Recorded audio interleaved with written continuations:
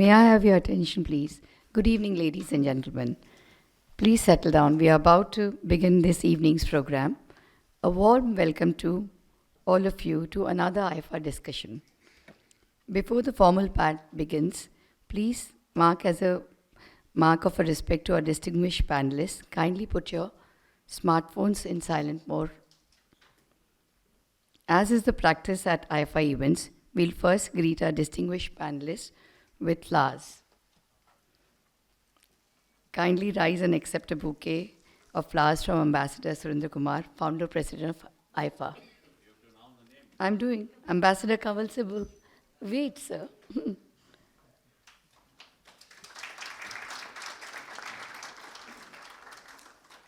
Ambassador Mukesh Pardeshi.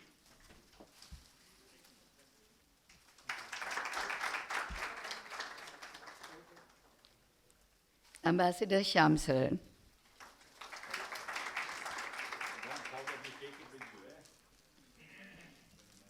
Thank you, sir. I'll keep it. Yes. Without further ado, now I call upon Ambassador Surendra Kumar to formally welcome you all and tell you what this discussion is all about. Over to Ambassador Kumar.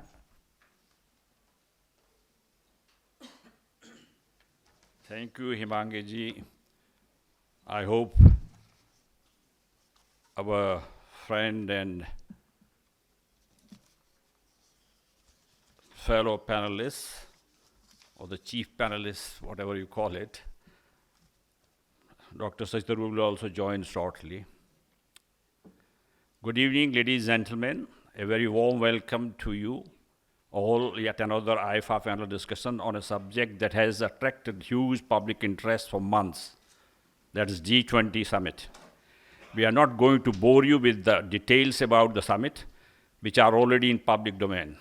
We will rather be enlightened by the panelists about the main message of the leaders' Delhi declaration and what is in store for G20 in future in the polarized and turbulent world. And we couldn't have found a more distinguished, more eminent, and more knowledgeable panel than what we have on dais this evening. I leave out Shashi's remarks later on. I'm delighted to have an old and serving secretary from the MEA in charge of consular, passport, overseas Indian affairs, Ambassador M.K. Pardeshi, on the panel. Though the youngest member on the panel, he is an insider so far as G20 is concerned. He wasn't passive spectator like most of us to see the fascinating spectacle. He was a key member of the Team India, which made G20 happen without any mishap. He continues to be a part of G20 Secretariat till our term lasts. Before joining Secretariat, he has served as India's ambassador to Mexico and High Commissioner to New Zealand. My friend and neighbor, Ambassador Saran, need no introduction. Besides serving as the Foreign Secretary and the PM's Special Envoy on Climate Change and Civil Nuclear Affairs, he was chairman of the RIS and the National Security Advisory Board and is currently the president of IIC and honorary fellow of the CPR. His book, What India Thinks of China and What China Thinks of India, are a must-read books for those who want to understand the complications of the complicated India-US relationship. Our senior colleague and former Foreign Secretary, Ambassador Sibal, is arguably the most prolific writer among the retired ambassadors. Every week, roughly half a dozen of his articles are published in various prestigious publications covering international development across the world. And we see him on primetime TV debate almost every day. He has served as India's ambassador to Egypt, Turkey, France, and Russia. More recently, he was appointed as the Chancellor of the JNU. Hope under his guidance, the JNU will regain its status of Institute of Higher Learning. Ladies and gentlemen, please give a big hand to the new Chancellor.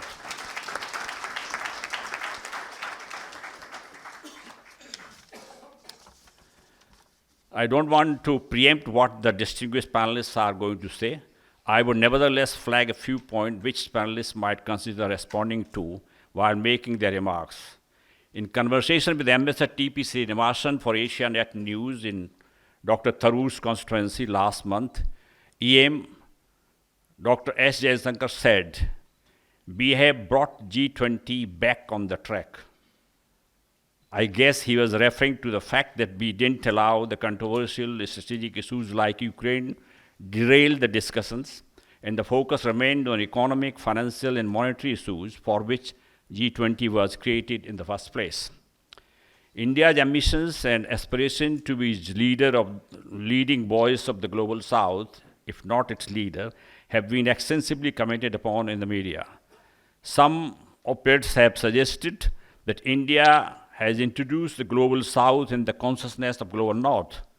When quizzed by Srini how we define global South, E.M. Jayasankar quipped, "The global South isn't a definition, it is a feeling." It sounded quite philosophical and more like Shah Rukh Khan, but left a lot of things to explain. Hello, we welcome Dr. Shashi Tharoor. Give a big hand.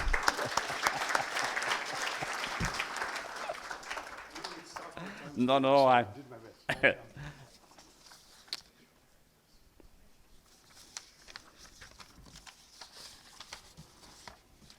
So I go back to the part which refers to Dr. Shashi Tharoor. Dr. Tharoor is one of the most popular and most visible public personalities in India, a former UN diplomat for 28 years, a former MOS, EA and HRD, and a third-term MP from Thiruvananthapuram, a Sahitya Akademi awardee. He achieved another milestone in his distinguished career. He has recently come out with his 25th book. Ladies and gentlemen, please give a big hand to Dr. Tharoor for this feat. Sasi, I'm a little bit curious. How many of other MPs can claim to have 20 books to their credit? Can you name your party apart from you? Okay. So I was talking about when this is something refers to Shashi's constituency. When quizzed by Srini how we define global South, the EM quipped, "The global South isn't definition, it is a feeling." It sounded quite philosophical and Shah Rukh Khan-esque, but left a lot to explain. At an event in Washington last week, Dr. Jayasankar said, "The contribution, the support, and the understanding that we got from the US to make a successful G20, that is something I would certainly like to recognize in public in Washington, D.C. That settles the debate about who facilitated the unanimous NDLD." In the eyes of many commentators, India is cut out to play the role of an interlocutor between the global South and global North. I assume most panelists will share this view. Before I close, I must recognize my old friend who is not here, Subodh Jain. He is one of the founder of IFA. He has been both the global North and global South for IFA. He is our World Bank. Incidentally, the publication Diplomatist Extraordinary Plenipotentiary have brought out a special supplement G20 Summit. Its publisher, Ms. Linda Hawk, who is sitting somewhere here, they have kindly agreed to give a free copy, one each, so please collect your copy when you are moving out. I hope you will find this evening's discussions interesting as well as thought-provoking. Thank you. Have a nice evening. Now I turn to another role.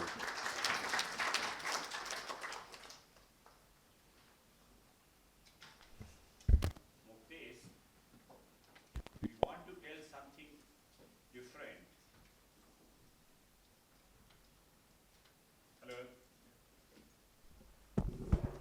Hello. Muktesh, I want to tell something different more than what we have read and heard on television, how many meetings took place and how many states and how many people came and all that. You were sitting there inside.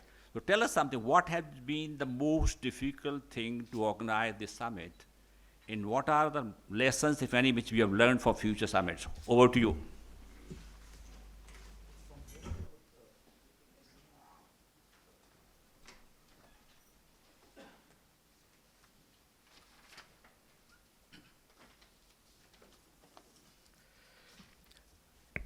Namaskar and very good evening. It's a great honor for me to join such an eminent panel consisting of Dr. Shashi Tharoor and two respected Foreign Secretary, and then Ambassador Surendra Kumar. Thank you very much, sir, for giving me this opportunity to come and share some insights from the G20 Secretariat. Let me attempt an overview of our presidency. Let me tell you, you will get one buzzer at 8 minutes and second buzzer 10 minutes. That is indication of time is over. ठीक है.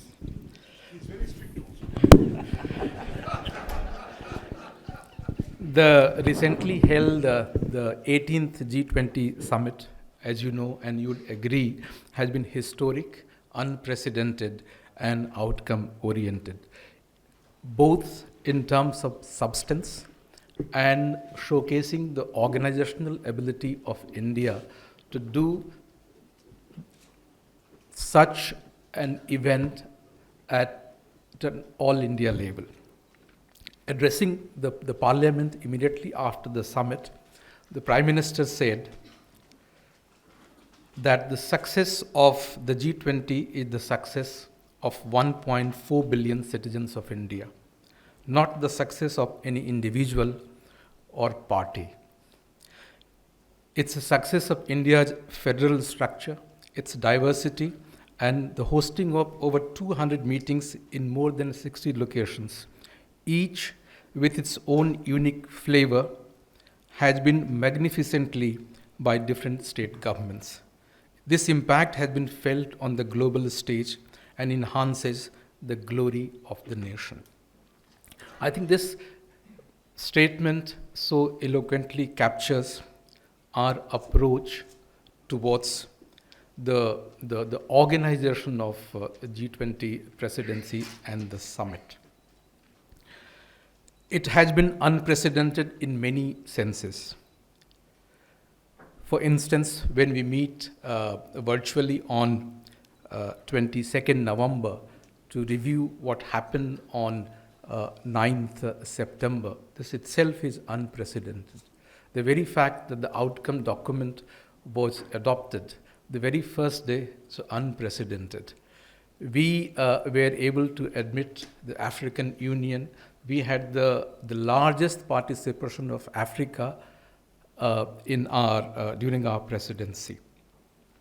The very fact that India is utilizing its time up to 30th November to review the progress and share with the incoming presidency is a sign of the attachment, sign of the kind of sincerity and also the outcome orientation towards our presidency. There has been a great deal of popular support for the country's diplomatic efforts. I don't think that in our history of 75 years, we ever had any diplomatic event or any other event other than elections conducted at such a great scale, touching all states and union territories of India. I think there's 7 aspects which make our presidency successful, and I will dwell upon these 7 petals of our organizational and substantive success. First is a visionary approach which revolved around inclusiveness, and that inclusiveness is reflected in 2 aspects. First, domestic, and the second one, the global. In terms of domestic inclusiveness, our approach has been to take G20 to the last mile, leaving none behind. And for doing this, the government engaged in wholesome engagement with all stakeholders, including with all chief ministers, the governors, the leaders of all opposition parties, and the constituents of the federal politics that we have. The second pillar of our success was a very effective organizational framework. As you know, the G20 does not have a permanent secretariat. So it's left upon the presidency to envision some kind of structure to carry forward the agenda and conduct all the meetings. Our preparation began when we joined the Troika on 1st December 21. And very soon, within a few months, we had the cabinet adopting a decision whereby a secretariat was created in the Ministry of External Affairs with budgetary support and the reporting structure which is headed by the Prime Minister himself. It would be an understatement if I do not say that the G20, the presidency has been led by Prime Minister from day one. The kind of time and the kind of the visionary support we received from him has been unprecedented.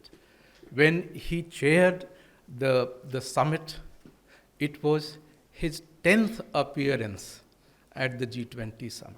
So he had seen previous 9 meetings, summits, and being a keen observer, he brought in many organizational details to the secretariat. So we were enriched by his close understanding of the G20 process, including how meetings were conducted in different parts of the world.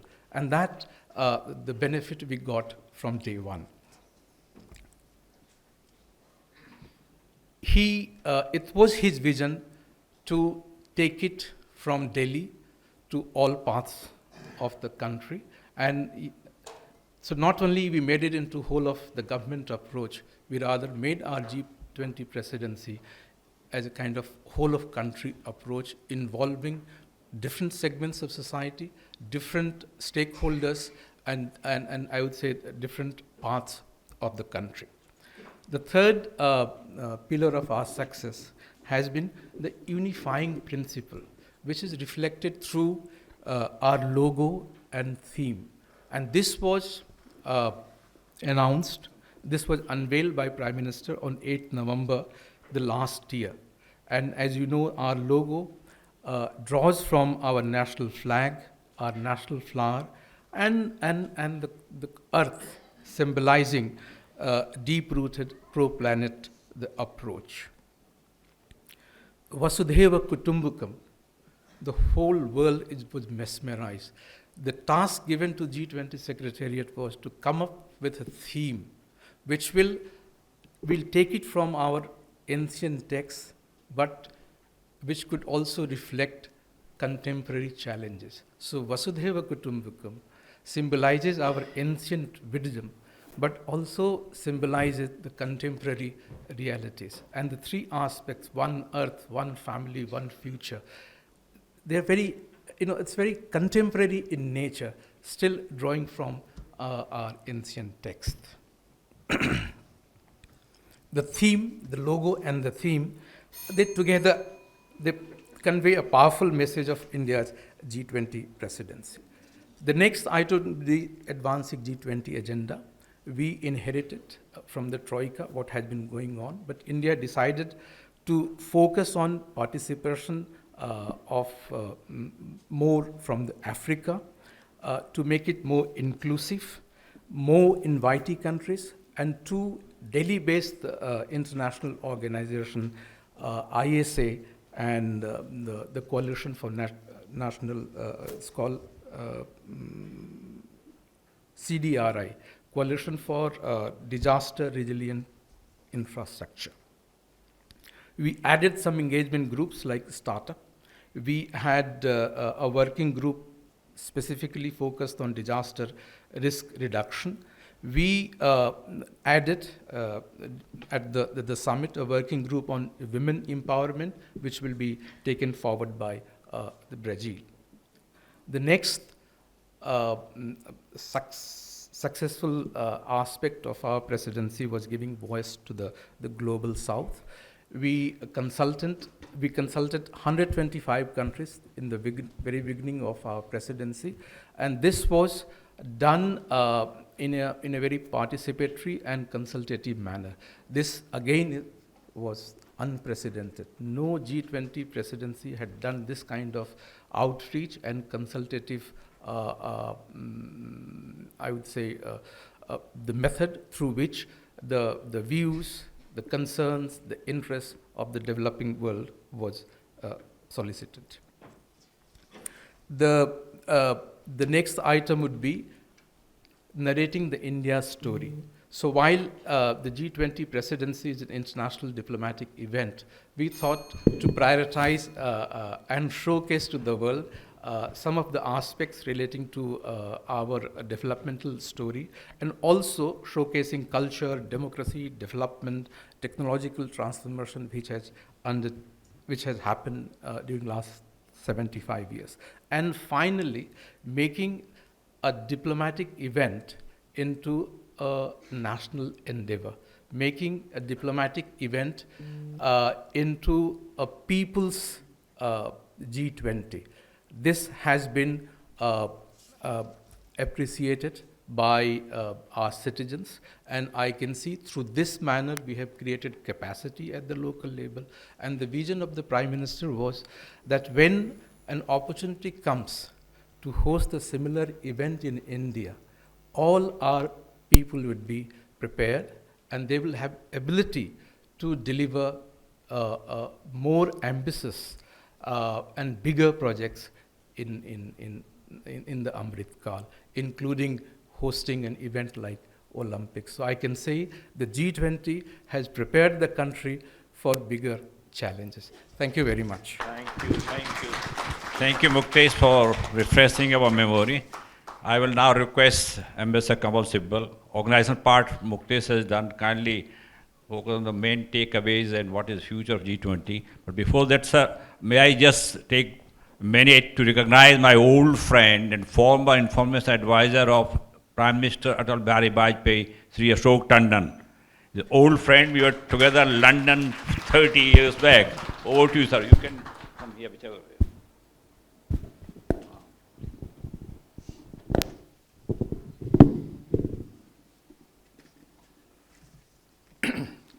Well, thank you very much, Surendra, for inviting me. But of course, you don't let the speakers speak what they want to talk about. You tell them what they should speak. You are free to talk about anything you want. So you asked me, the subject you've given me is message of the New Delhi Leaders Declaration and the future of the G20 summit. Now, the message of the New Delhi Leadership Declaration to the international community is that India's diplomatic capacities and its influence and its stature has risen enormously. Nobody expected India to succeed the way it has in terms of negotiating a consensus document. The positions on both sides, that is the G7 and China, Russia and China, as you know, had become harder. From the G7, it was very clear that they will not yield an inch and would like Russia to be condemned. And the language would be, as they have done in the G7 documents, very harsh. Whereas Russia took the position that the Balid language was no longer acceptable because things had moved on, and they were unwilling to accept that, and they were supported in this by China. Now India was caught in between. We have very good relations with the G7 countries, especially the United States. At the same time, we have very good relations with Russia, though of course we have difficulties with China. Now that we were in the hot seat, it was not possible to simply sit on the fence and make some statement here and there to satisfy both sides. We were right in the thick of the battle, and therefore persuade both sides to agree to a language which was negotiated very intensively. And I was reading what our Sherpa has said publicly, about the number of times they had to negotiate the document, till at the end he told all the negotiating sides that this is enough, no more negotiation. Now if you have a problem, you ask your leaders to talk to my leader. And as you know, the language on Ukraine is comprehensive and goes beyond the Bali Declaration. Of course, one can admit that Russia came out very well from this statement, because there's no condemnation of Russia, but much less, why talk of condemnation? There is no mention of Russia. I mean, if you're dealing with the Ukraine conflict and you don't talk of Russia, you can imagine what kind of dexterity was at play in terms of getting a compromise language. Now, of course, this wouldn't have succeeded. We wouldn't have succeeded if the United States had not played ball. President Biden was here. He must have been conscious of the fact that if I yield on any formulation of Ukraine, which is softer, then I'll be criticized back home. That all this while, at every level, you've taken a particular position, and now you suddenly step back. Why? But I think a couple of reasons. One, that if the United States had stood firm on its position, there would have been no leaders' declaration. That would have been a big blow to India, to Prime Minister Modi personally, and as Muktesh has said, how much personal capital he invested in the G-20 and what the nation has invested. And then this would have had an effect on India-US relations in other areas, because that kind of confidence and trust that we are seeking to develop between the two countries would have been hit. So he didn't want to take the risk. Therefore, I would say what Jaishankar has said in Washington, and I myself said in one or two articles, that the United States did play a constructive role. Why they played a constructive role? Apart from the fact that relationship with India, which is going forward very well, had to be preserved, is because they are getting very jittery about the BRICS expansion. Now, G20 is the only platform on which the G7 is there, and all the important developing countries are there. And once the G7 is there, they know that they can keep a watch over the agenda, over the discussions in the G20, so that it does not veer too far away from their fundamental interests. But no Western country is present in the BRICS, and therefore the BRICS can develop an alternative agenda, and they say very clearly our alternative agenda is to develop multipolarity, which is a kind of a code word of opposing American power. And with the expansion of the BRICS that occurred, before that, I think the message was very clear that with another 20 or 40 countries waiting to become members, that the hegemony that the G7 has enjoyed in global governance would be seriously compromised. It's interesting how President Putin, in his Valdai conference just yesterday or the day before, complimented Prime Minister and India for depoliticizing the G20. And if you notice, President Putin, in many of his public declarations, is very complimentary towards India, saying India is pursuing its national interests, is pursuing an independent foreign policy, although we are not supporting Russia. The fact that we are not supporting the G7 in its condemnation of Russia seems to have satisfied politically the Russian president. Now, the message of the NDLD clearly is that the agenda of the global South is becoming central to issues of global governance. Yes, even before, global South was being talked about in different ways, in different formulations, South-South cooperation, this and that. And we have been busy with trying to develop this South-South cooperation from the time that we established the India, Brazil, South IPSA platform. But anyway, as was said, we took the initiative to have this voice of the Global South conference attended by 125 countries. I won't go into that, but whatever their concerns and expectations and priorities have been reflected in the final declaration. It's quite clear that the G20 agenda is no longer G7 led. It is led by the Global South, because the next presidency is Brazil's, and after that is South Africa. So this momentum will be maintained. And of course, in terms of emphasizing the Global South, the fact that India took the initiative to make AU, the African Union, a permanent member of the G20 was a big step towards raising the voice or influence of the Global South within this G20.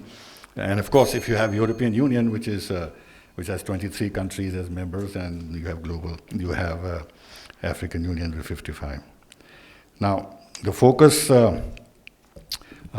in the leadership declaration is on the sustainable development goals, eliminating hunger and food and energy and security issues, One Health, international health collaboration, climate change financing, energy transition, financing the green development, which would be affordable, just, and sustainable, delivering on climate and sustainable finance, global health issues post-COVID, reforming international institutions, reinvigorating multilateralism, managing global debt vulnerabilities, the digital public infrastructure, gender equality, empowering women and girls, creating a more inclusive world. This is the agenda of the Global South. I mean, if you look at what has been discussed in the Global South and the various chapter heads of the very long declaration, it covers all these areas. And most of these areas are not that the germane to the G7, they're far more germane to the Global South. The G7 has to provide the money and finances and technology and everything else. Anyway, the one point I want to make, and maybe if I exceed my time by a minute, is that not enough attention has been paid to the fact that the G20 declaration is heavily marked by Indian ideas. And I studied that and I found, to begin with, Vasudeva Kutumbakam, with the Chinese were not happy. They're okay with the Panchsheel, but they're not okay with this Sanskrit Vasudeva Kutumbakam. It is there in the preamble. There is this issue of life protective capacities in developing countries. There is the digital public infrastructure. Now you'll find that in the West there is no discussion of digital public infrastructure. This is an Indian concept that is now being put in the G20. Human-centric global system. Prime Minister is talking about human-centric development, but the G20 declaration talks about human-centric global system. Then, interestingly, a peaceful solution of the Ukraine conflict in the spirit of one earth, one family, one future. Look at the twist that has been given to the Ukraine conflict. The skill-based migration. This is one area in which, because we know we are going to be in future the provider of so much human resources and skilled human resources. And of course, we are, with all these mobility agreements, we want our people to be able to fill the gaps that there are in the Western economies. Then portable social security benefits is an issue with us, with the United States, with the UK. Then critical role of tourism and culture for sustainable socio-economic development is very much, Modi is very much focused on this. Then there's research on climate resilient grains. As you know, he's taken the initiative on millets. Then life, that finds also mentioned in the document about in sustainable development. CDRI is mentioned. Open source warfare, open source software, again something that India is pushing. Then India is going to set up a global digital public infrastructure repository. That is there in the declaration. And there is the One Future Alliance, with the idea which again has been floated by India, and then the global initiative for digital health. These are all the ideas that India, as introduced in the document. Now, one part of the subject you've given me is the future of G20 summits. I'll take half a minute. I think the G7 wants G20 to survive. I explained why. There's the challenge of BRICS and everything else. But Russia and China will want it to survive too. It's not as if they want to isolate themselves and walk out of the international system. They also want a platform in which they can keep pushing the G7 to concede more and more to their agenda. So they would also like to be there. And of course, the G20 future is deeply tied to the whole issue of reforming multilateralism. Thank you. Thank you, sir. You underlined the message very eloquently. Thank you. Now I will turn to my neighbor and friend Shyam Saran. He knows what to say. Somebody has left his glasses.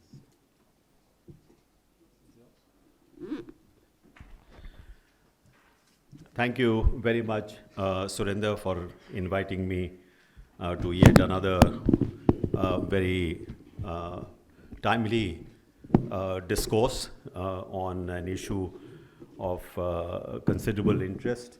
My fellow panelists, distinguished Ambassador Kanwal Sibal and my friend Muktesh have already, in a sense, spoken about the great achievements that this G20 summit represents for India. The fact that the outcome document reflects many of the ideas of India.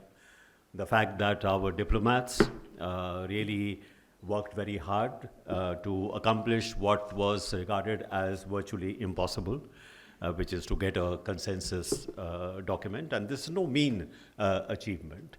The fact that India's heft, India's profile in the world has risen quite dramatically. And so a lot of diplomatic space has opened up for India. How India utilizes that diplomatic space, of course, is for the future. So it is to that future that I would like to speak about, because there is an elephant which has entered the room, which is what is happening in West Asia. There is a war which is taking place in the region, and its consequences can be quite dramatic and can be quite catastrophic.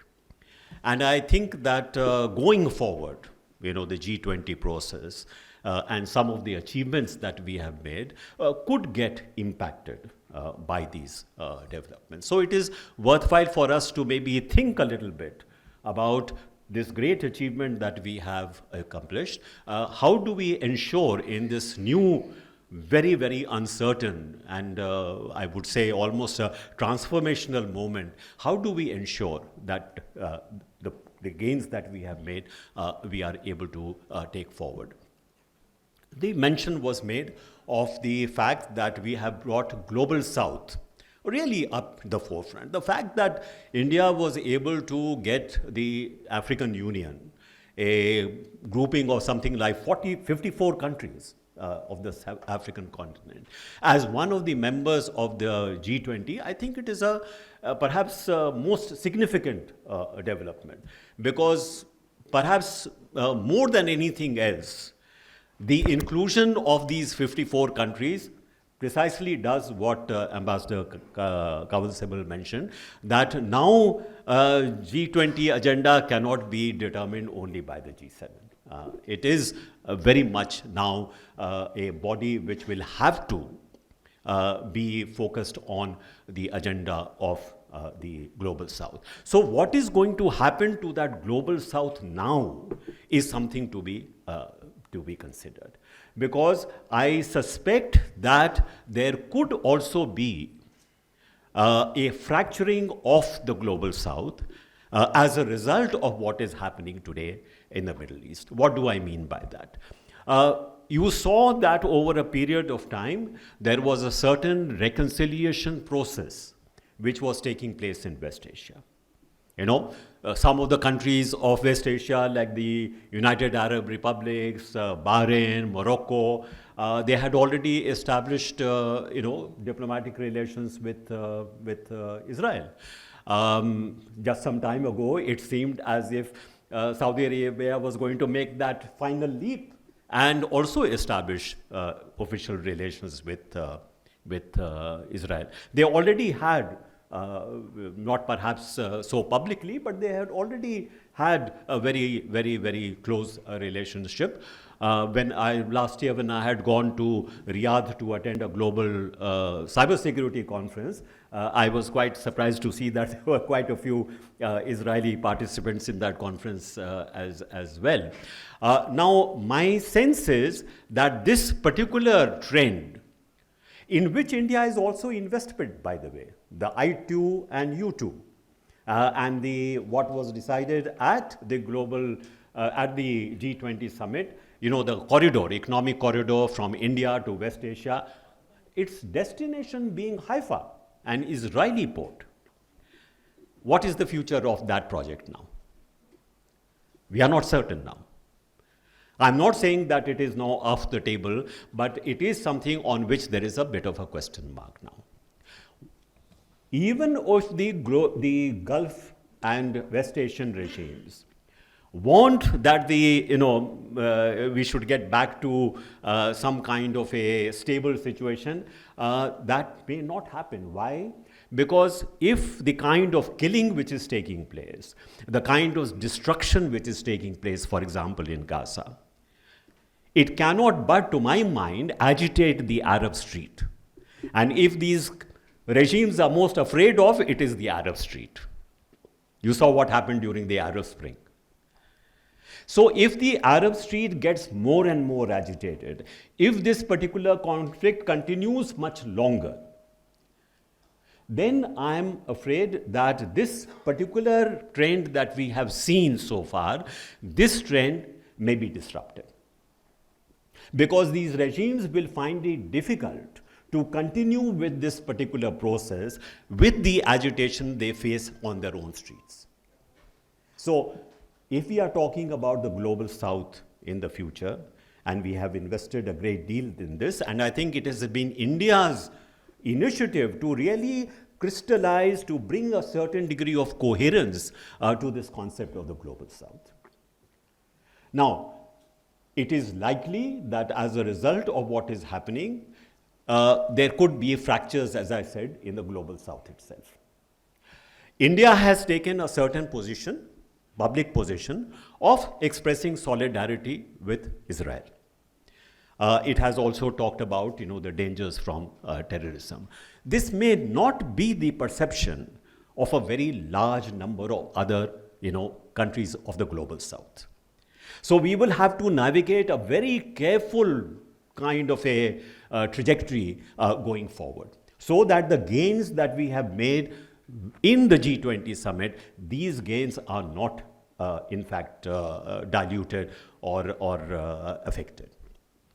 The other aspect which, of course, could be and will be affected by this is that in addition to all the disruptions which have been caused by the Ukraine war, we now have yet another source of disruption that we have to deal with.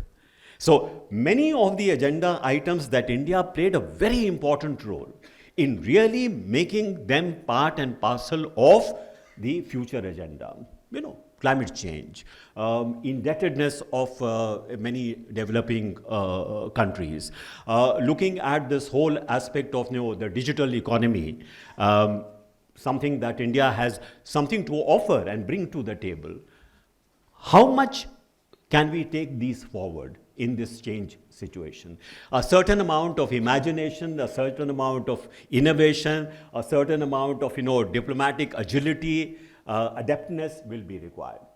The fact that we displayed that at the G20 summit gives me the confidence that my colleagues of the Foreign Service and many others will rise to this occasion.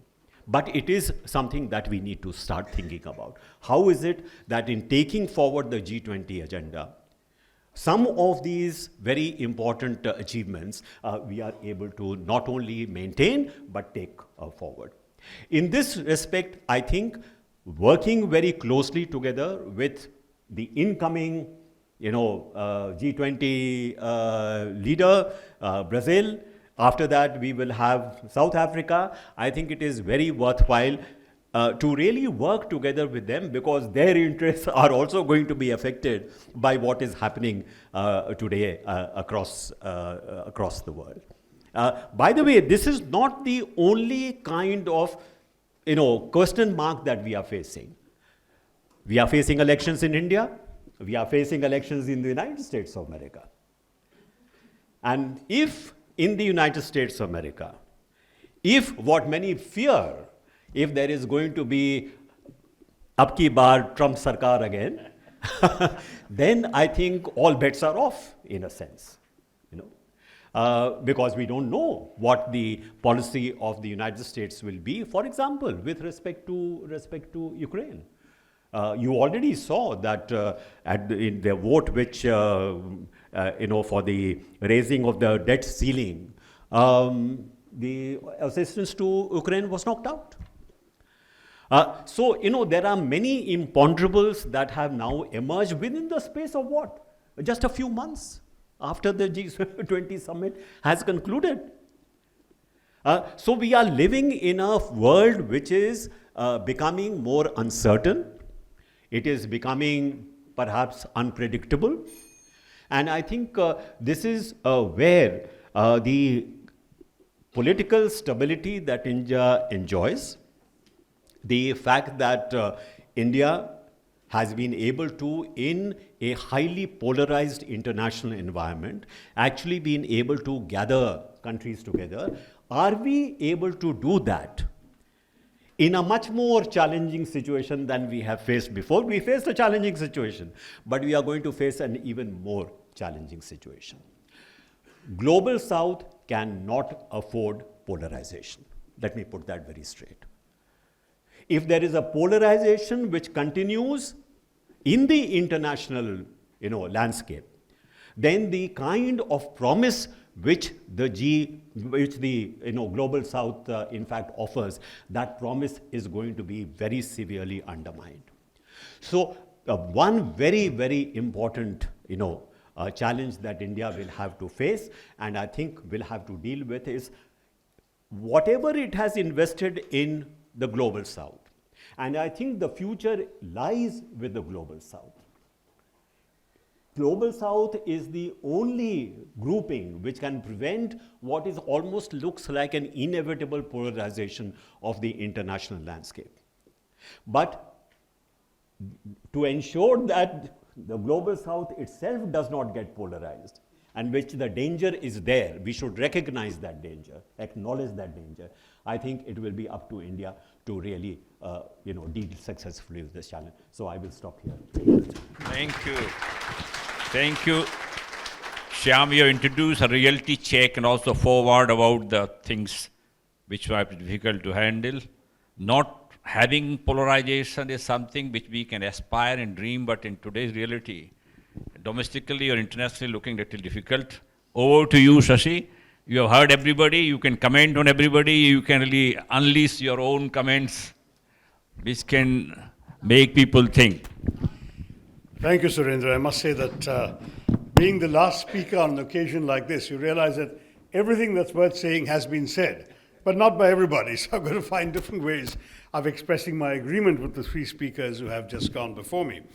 But there is enough to be saying in wrapping up this discussion as the last speaker, because when India assumed the G20 presidency on the 1st of December last year from Indonesia, with the theme of Vasudhaiva Kutumbakam, as Muktesh reminded us, one earth, one family, one future, was the way we translated it.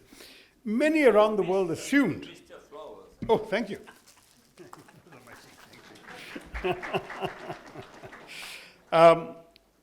Many around the world assumed it would be a fairly routine chairmanship, assigned as it was by rotation amongst the grouping's members. And it proved to be anything but routine. As the chair of the G20, India took on the responsibility with breathtaking enthusiasm, hosting over 200 meetings in 58 cities across 32 different work streams. And wherever G20 officials met in India, they've been greeted by gigantic billboards announcing the event in spruced up cities. I think we saw what was done to Delhi. There were tourist resorts that got notified as well. And of course, we got quite a makeover, didn't we, here in Delhi for the September summit. I think it's fair to say that no G20 chair has yet mounted as spectacular a chairmanship as India's year-long extravaganza, showcasing it as a global player. But I might admit it cost us a lot. I think somebody pointed out that I think now the figures, my memory may be fading, Muktesh, you can correct me if I'm wrong, but we spent something like 4,500 crores in the course of the year, is that right? What was the final figure? Maybe I'll respond. No, okay, you can respond to me. And the Germans, when they did 2 years ago, when the Germans did the G20 in Hamburg, they spent 48 crores. So that was sort of the kind of difference. But it was amazing. We did a vast range of meetings, workshops, seminars, dialogues, and sort of, it was a good, welcome opportunity for India to showcase its old tradition, which some, particularly in domestic politics, had feared had been abandoned, of being inclusive and open to collaborating with all, in this case, all countries. At the same time, as the other speakers have pointed out, particularly Kanwal Sibal, it did position itself as the voice of the Global South, serving in some ways as a successor to the largely irrelevant now, if not even almost defunct, non-line movement and G77 organizations or formations. Now, the list of topics that India came up with and that the events touched on spanned an impressive gamut of issues. Global macroeconomic policies, infrastructure financing, sustainable finance, health finance, international taxation, financial sector reforms, anti-corruption, agriculture, culture, development, the digital economy, employment, environment and climate, education, energy transition, health, trade, investment, tourism, and more. These meetings therefore provided quite an extraordinary opportunity for us to push a platform in which views could be exchanged with all countries, but which of course gave us an opportunity to showcase our own point of view in all of this, as Kanwal Sibal has rightly pointed out. And of course it gave us a chance to forge consensus on all these key issues. And I think the principal achievement of pulling off the declaration, which again no one expected till the very end, has already been highlighted. I applauded it at the time, I applaud it again.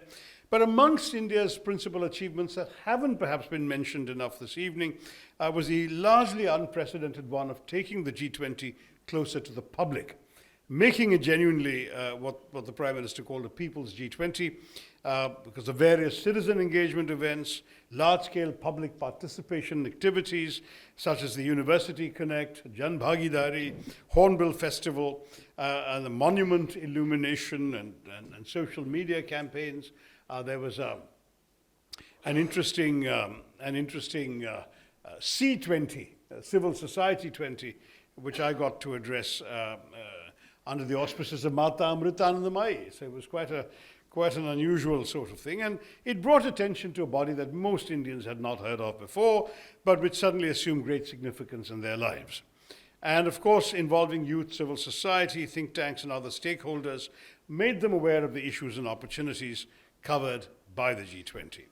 And I would say Shyam is leaving, but Shyam, I was getting to you because I agree 100%, but I was getting to the future a little later. I agree 100% with your excellent insights and thoughts on the current risks for the future. But anyway, building up to that, let me come to all these positives. And the government, of course, used yoga, Ayurveda, and Bollywood and cricket also to promote its image in and through the G20. Now, what was interesting, 2 new working groups on disaster risk reduction and startups. I think Muktesh has mentioned those. Projecting an international research initiative on millets. And of course, that's something which we've also been seeing domestically. And then supporting making the African Union a permanent invitee. I would slightly demur with Shyam. I don't think it was our idea initially, because it first came up with the Chinese proposing it a couple of years ago, but we did latch onto it and we delivered. So we get credit for that. And clearly the G20 with the African Union joining the European Union as the two sort of regional bodies that are members, I think is a tremendously new development. Indian ideas and issues like digital public infrastructure and green development, as well as proposals to reform multilateral development banks and promote resilient, inclusive, and accelerated growth, have featured in the final declaration, and those all come from India. I think there's no doubt that India wants to see the G20 establish itself as a forum for global public good, rather than just, a grouping of the largest macroeconomic thinkers, the biggest economies in the world, is the way it started off. And I think India got the G20 finance ministers to agree to a 7-year plan to promote the Sustainable Development Goals, and that too was a good initiative. Now, our chairmanship did have its challenges. We talked about a vision of healing, harmony, and hope in the post-pandemic world, but with our own internal turmoil and Manipur burning and communal flare-ups in Haryana's New and Gurugram districts just before the summiteers arrived in Delhi, that required healing and harmony too, and foreign delegates were not unaware of the contradictions between the government's preaching of Vasudhaiva Kutumbakam abroad and weaponizing of identity politics at home. And I think the sooner that India gets its own internal house in order, the better for its global credibility. But I do want to congratulate our friends in the Foreign Ministry and the Sherpa, who's not from the Foreign Ministry, to have done an outstanding job in pulling off agreement on the declaration, which had been stymied both on language about the aftermath of the COVID pandemic and the Ukraine war, and because of all the linked things. I mean, because of Ukraine, 70 countries are at a risk of debt distress, which could hamper their ability to develop, managing the global debt crisis and ensuring a sustainable and inclusive recovery from the pandemic was clearly one of the principal responsibilities of the G20.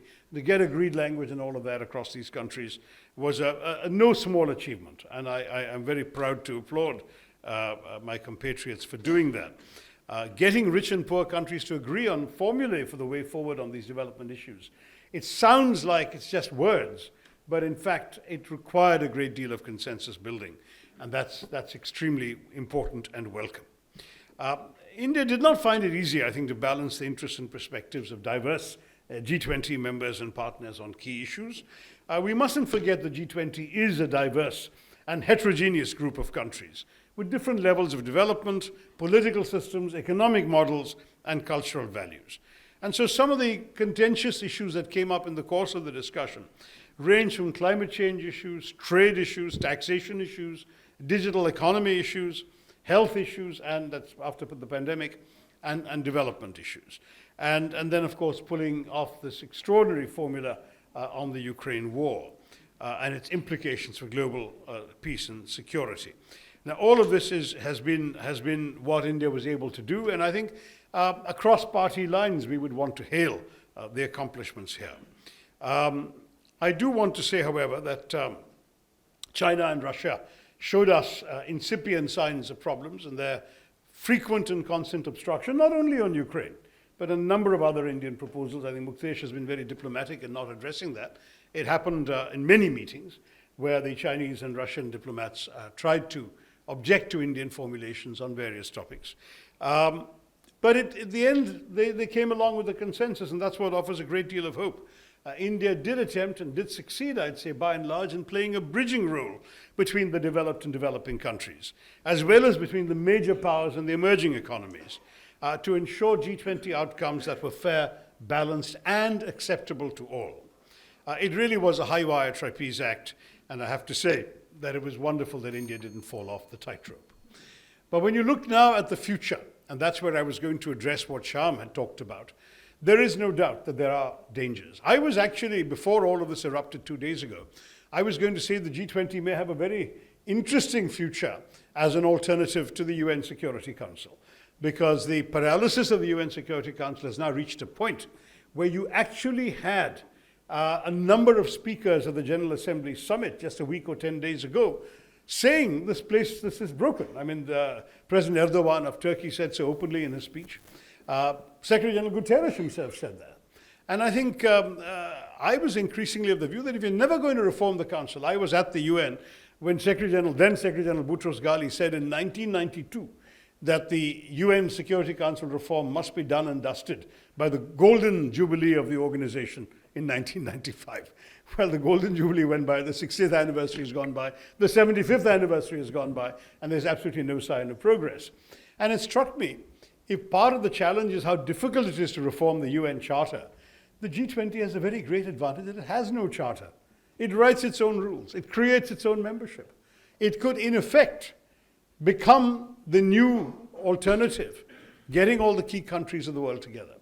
But I do begin to worry. I worry about the Russian-Chinese obstructionism, which wasn't as bad as at the Security Council, but it could become.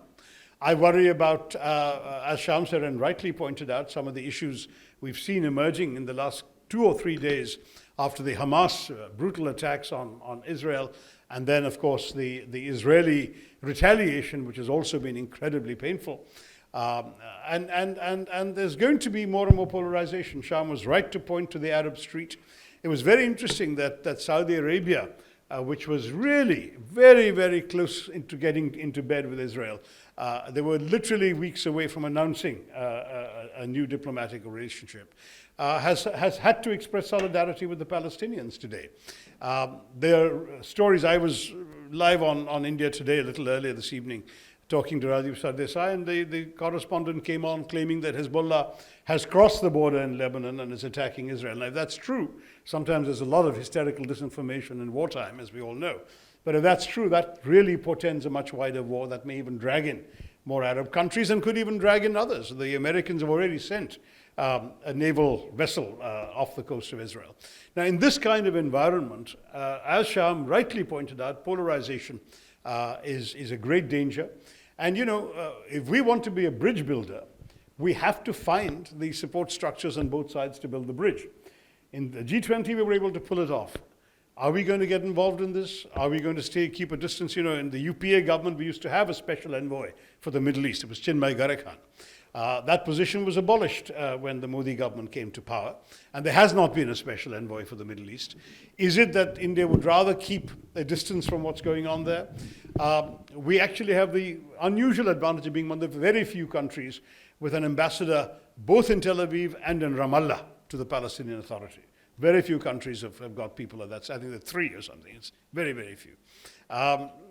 Gives us a tremendous advantage and, of course, credibility with both sides. Mind you, the Hamas attack is in some ways also an attack on the Palestinian state, because the Palestinian Authority in the West Bank would never have approved either the nature, the timing, or the very fact of the attack. So Hamas is also trying to assert itself as the player that will command the allegiance of the Palestinian masses. And with all of these things very, very uncertain at this point, we'll have to pause on light predictions about the future, Surendra. But I will say that as far as the G20 was concerned, great feather in India's cap. Some doubt about internal credibility or the need for internal domestic policies to match our international postures.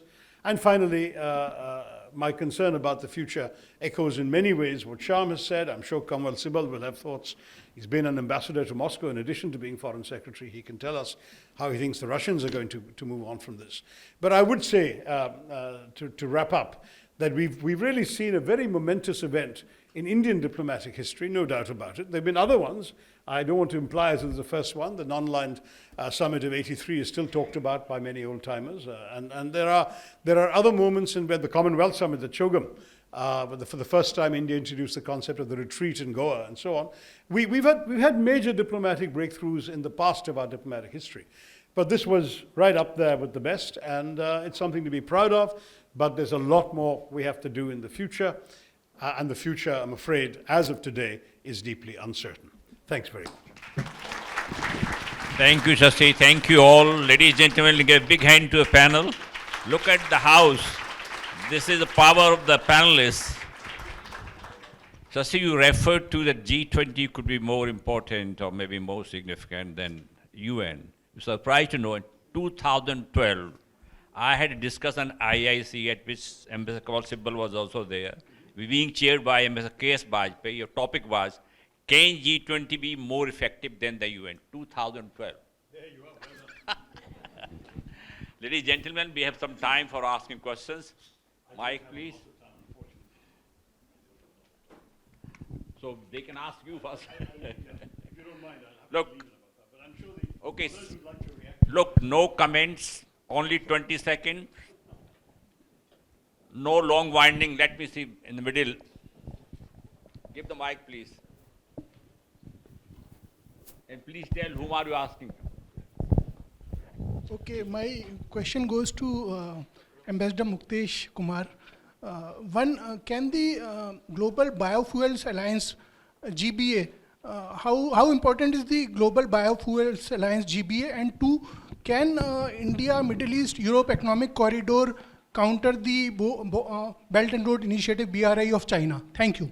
Already, Amb.Shyam said something about it. Anyway, Mukesh. Well, at this point of time, the government and other stakeholders are engaged in spelling out the contours of the alliance as well as the corridor. But this unfortunate development would have some implications for how to take it forward. This will be discussed further, most likely during the virtual summit, which is likely to happen on 22nd of November. So I think I should reserve my further observations on these two initiatives until that happens. How important is the Global Biofuels Alliance?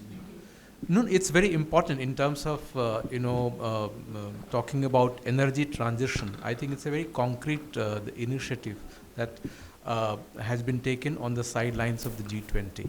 But the parameters, exact how it will be implemented, etc., will be spelled out in due course. So as of now, beyond what was agreed on the sidelines, we do not have more concrete details. I think it will be unfolding in the weeks to come. You want to add any other question?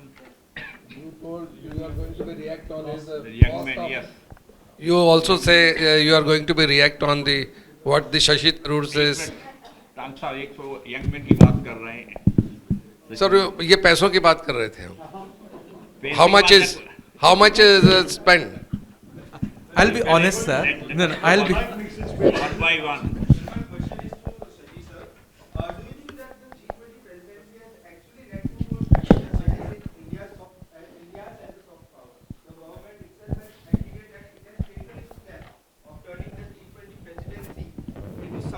National movement.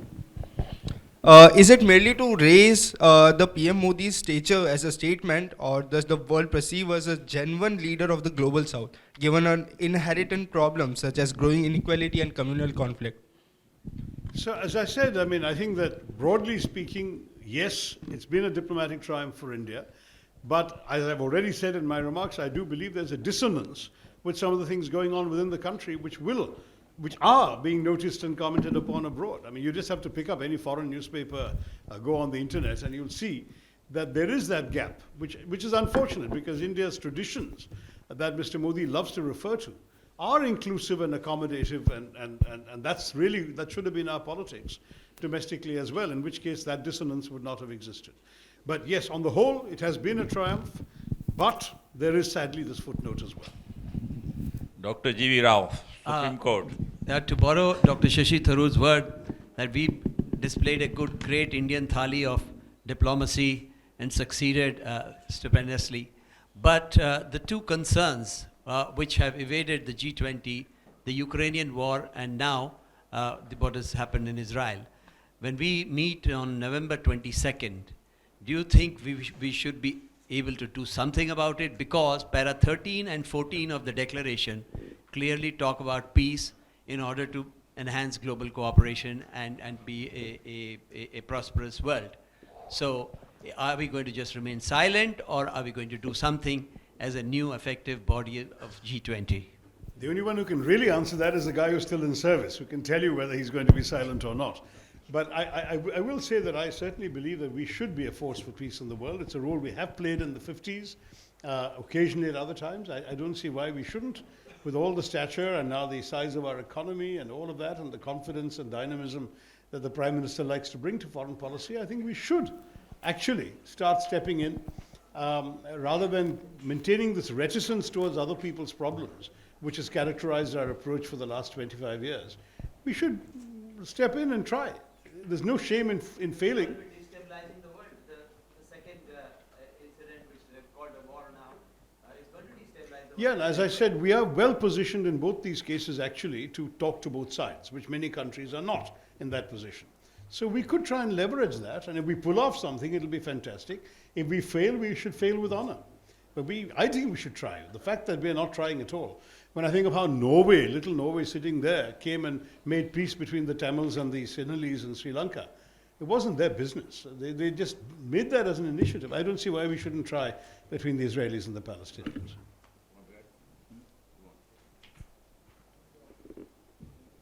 You know, there has to be a multilateral process which we can join. As when the Madrid peace talks took place, India recognized Israel and then became a party to discussions on bringing about peace in this region. Then, of course, the Palestinians themselves felt that they had no use for India, and they went to Norway, and the entire process was shifted to Oslo, with no role for countries like India and others. Now, if there is again a multilateral process initiated by a group of countries, India can be part of it. For example, the Russians have had a meeting with the Arab League to discuss this issue. And at the end of the day, there is no other solution except a two-state solution. The Chinese have issued a statement about what they foresee could be a solution to the issues that we are facing. But they haven't yet engaged themselves directly into a process. Whether the BRICS countries together want to take an initiative, and India can be a member and they have credibility, that can be. But for India to itself take upon the responsibility when the Americans are taking the position that they are going to fully support Israel, European Union is saying that. In that situation, how can India alone do any useful work? It has to be part of a larger multilateral initiative. Yeah, please identify yourself and be brief, please. Very brief, sir. So my name is Hargobind, and the question is to Tharoor, sir. Sir, to what extent do you think that we have raised our stature in the world arena because of holding G20 so successfully? I think we have, sir. So I think we have. I think there's no question it was a success, and particularly when we pulled off that agreed declaration. It would always have been held against us if we had become the first G20 chairman to fail to agree a summit declaration. So that once that was done, I think it's an unmitigated success. And no shame for all of us in saying we can pat ourselves on the back for having pulled this off. Young men here. Hi, good evening, panelists. I am Premansh Sinha, second year student of political science at Ramjas College, University of Delhi. My question is with respect to the Belt and Road Initiative that was discussed a few minutes ago. During the G20 summit, we saw Italy planning to exit the Belt and Road Initiative, which was launched by China in 2013.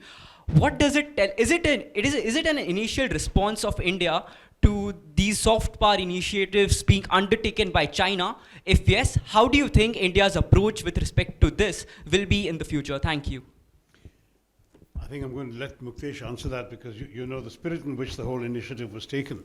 I will say that for us, we've always kept ourselves distant from the BRI, especially once they decided that one of their major projects was running through disputed territory in POK. But also because we were skeptical, rightly so, about the debt burden that would be imposed upon countries that signed up for it. So I think that whether you would see it as a response or just as a different initiative, and perhaps in many ways a more viable initiative which imposes fewer burdens on the countries that are involved, that's a different matter. But I should let Muktesh speak. I apologize, Surendra, I really must leave. But thank you all very much, and come on, sorry not to stay for your comments, but I don't think we'll disagree as much. I think you have as we already often do. answered, sir. I think. But all the money I want to hear how much you spent. Yes, sir. I think I would like to, in your presence. So the cabinet had given 1,000 crore. We are more or less in the region, maybe raised by a few percentage. But you have to see that all the calculation was done on the pre-COVID rates.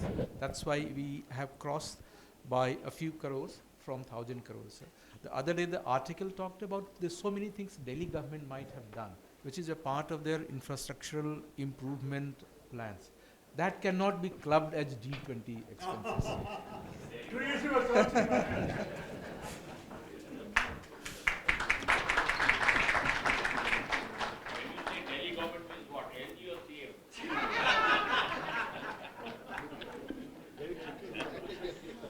We have time for one more question. Yes, young lady there. Thank you. Good evening, gentlemen. My name is Neera Sharma. I'm an undergrad student of political science at Ramjas College. And my question is with regard to the scope that the G20 offers for multilateral cooperation on the health impacts of climate change. And I would also like to point out this recent stat of the WHO, which is that between 2030 and 2050, the death toll with regard to the heat, the diseases related to heat stress and malnourishment as an impact of climate change will cross 250,000. So I would like to know your comments with regard to the same. Thank you. I may not have a very ready answer on this because it's very technical thing. I'll have to consult papers and I can get back to you at some point of time. Definitely, sir. Thank you. Thank you, sir. No, not to this question, but I just want to make very brief observations on some of the things that have been said. With regard to what's happening in West Asia, you will note that both the UAE and Saudi Arabia have made very mild statements. Saudi Arabia has merely said that discussions with the United States have been discontinued. And the UAE has talked about avoiding civilian casualties on both sides. So there is a margin of maneuver for us. So it's not as if the conservative Gulf countries are taking an overtly pro-Palestinian or pro-Hamas position. In fact, the Saudis detest Hamas. So that is, and so does the UAE, because it's Qatar that supports Hamas and Turkey supports Hamas, but leave that aside. Secondly, with regard to this India, Middle East, Europe corridor, there is the southern part of the corridor, there's the northern part of the corridor. So far as the northern part is concerned, obviously it's on hold. So far as the southern part is concerned, between India and West Asia, that can continue to be discussed, and that had a life of its own. In fact, we were already discussing food corridors and this and that. We just discussed with Saudi Arabia, just had a meeting about an electricity corridor between India and Saudi Arabia.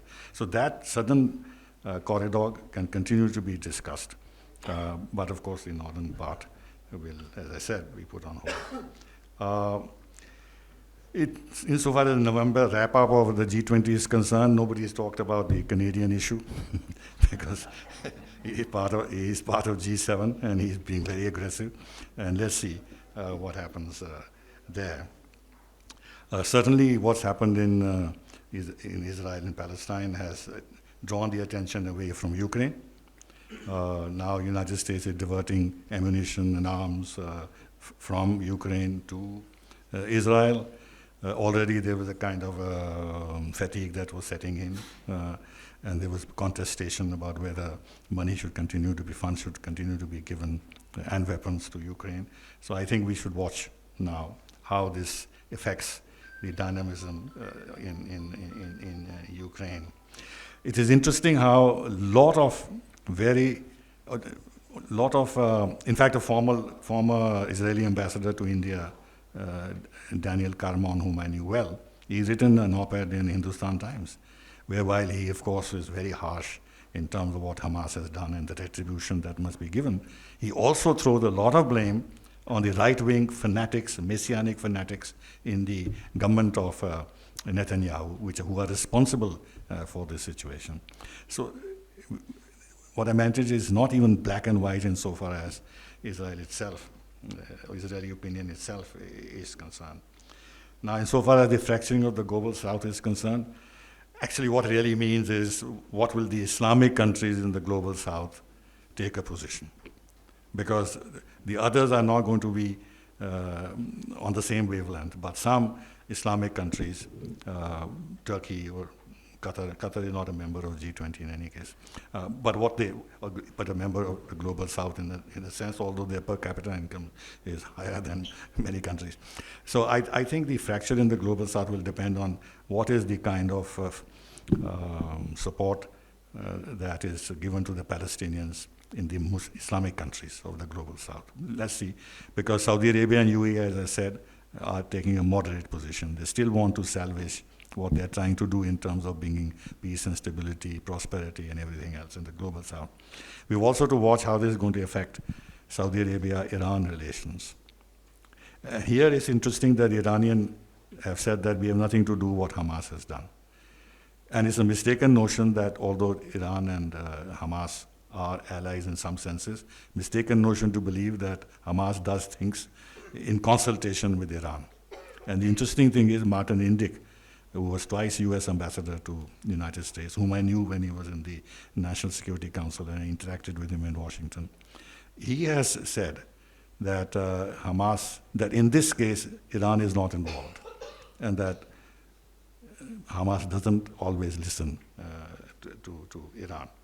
The other interesting thing about G20 documents is that some European countries who are not members of the G20, they say, well, what is this new kind of club that you are creating, a new kind of a security council, not a security council, a kind of grouping that you are creating which enjoys more power and role in the international system, and whereas smaller European countries are not part of it. And why they say this is because whatever is agreed in the G20 then filters into the OECD agenda. And the OECD countries are not all members of the G20. So there is a feeling that the G20 is hogging too much power within the system. Finally, a couple of things. What Shashi said about the G20 replacing the UN Security Council, simply not possible. The UN Security Council is responsible for security, for Chapter 6, Chapter 7 decisions.